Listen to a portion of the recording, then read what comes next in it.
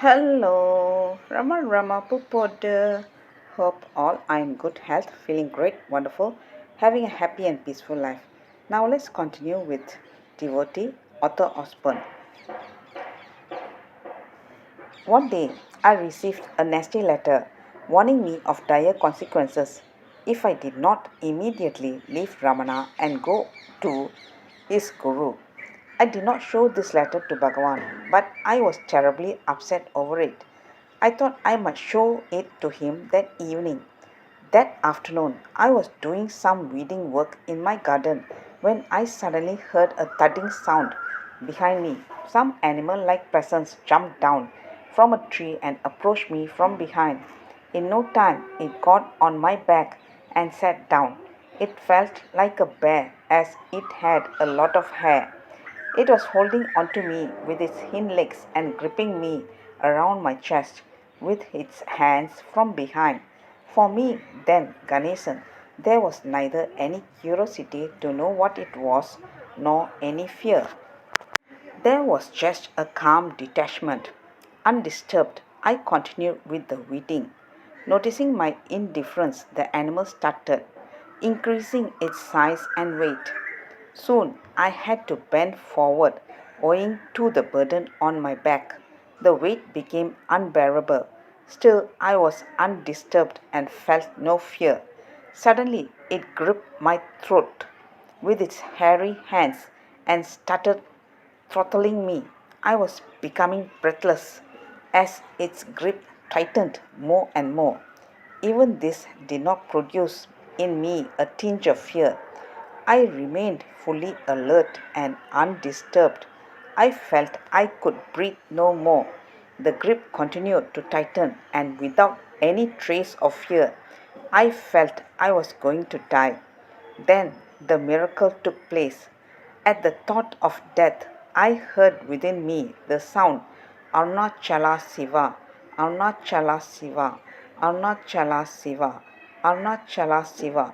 Although I was not making the sound, something else within me was doing it. The intensity, volume, and speed of the japa increased, and it was a delightful experience to hear within you a japa pronouncing itself while at the same time you were being aware of the grip of death. As the japa continued, the grip on my neck started loosening, and the size and the weight of the animal grew less and less. Suddenly, it jumped off from my back and started running back towards the tree. I could hear its steps rushing back, and it climbed the tree and disappeared.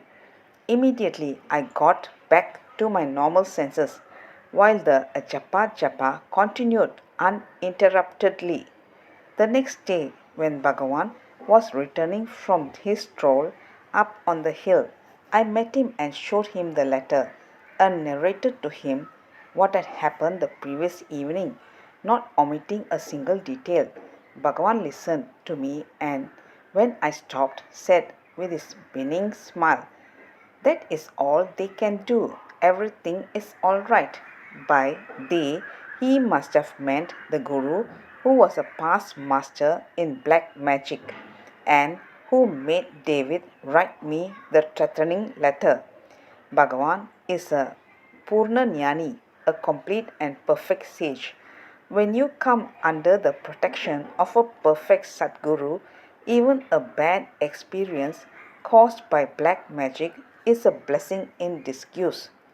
I had thus the good fortune of being initiated into the japa of Arunachala Siva, and you got the fortune of being initiated into the japa of Om Namo Bhagavate Sri Ramanaya.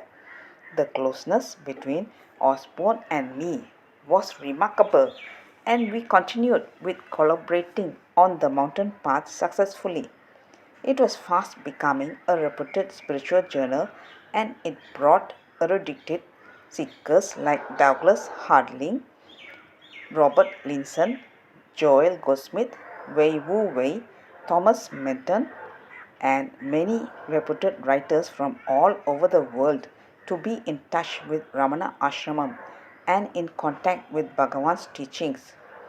Osborne's remarkable ability in presenting Bhagavan's teaching of self enquiry is clearly seen in these brilliant editorials and the numerous articles he wrote under his various pseudonyms.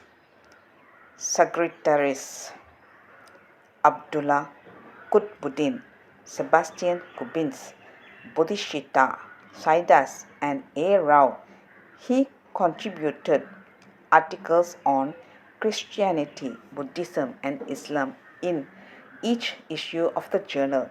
When accused of using the mountain path for preaching Christianity and Islam, he explained calmly, Ganesan, I am a staunch Christian and I still remain so. For some time, I was in love with Islam and went to the mosque along with other Muslims after getting converted to Islam. I have studied Buddhism and stayed in Buddha viharas and known Buddhism truly. I therefore know the difficulties that Christians, Buddhists, and Muslims have in practicing the teachings of Bhagavan's Atma Vichara. By such articles, I am only building a bridge through which all can reach our beloved Master and gain his guidance on his direct path of self inquiry. The mountain path was now well established and commanded respect and plaudits from all over the world. The main aim of starting an ashram journal was more than fulfilled, and a steady flow of new visitors, mostly young seekers, came to the ashram.